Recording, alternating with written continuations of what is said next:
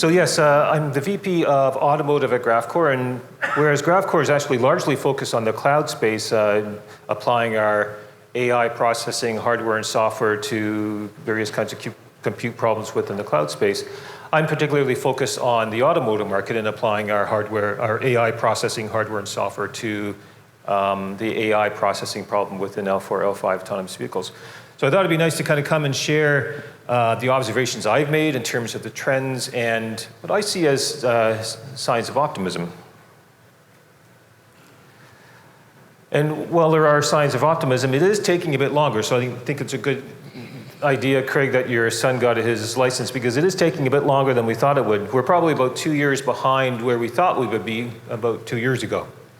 So we're very much waiting for the key breakthroughs in autonomous vehicles. And a lot of it has to do with the fact that the market is still very much in a state of we don't know what we don't know.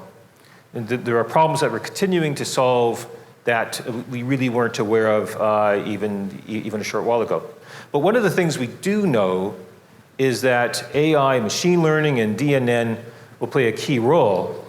And this, of course, has to do with the fact that the more data you throw at machine learning, at machine intelligence, and DNN, the more accurate it gets.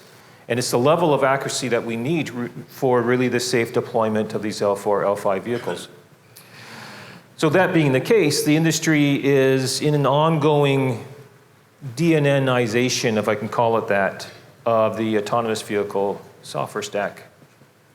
It's currently sort of a hodgepodge of some more conventional computer vision pre-processing, some components of the perception stack being processed through AI approaches, and perhaps the path planning and the motion planning being done in more conventional processor means. But it's all being gradually migrated over into more of an AI processing approach.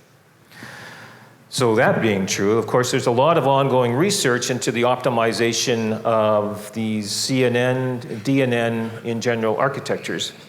And by optimization, I'm really talking about how we resolve what seem to be mutually exclusive factors of increasing accuracy, but maintaining the throughput and the performance, the efficiency. And so to a certain extent, I'm going to continue this trend that Jeff talked about, how we're seeing breakthroughs where we're maximizing accuracy, but also seeing breakthroughs in terms of efficiency.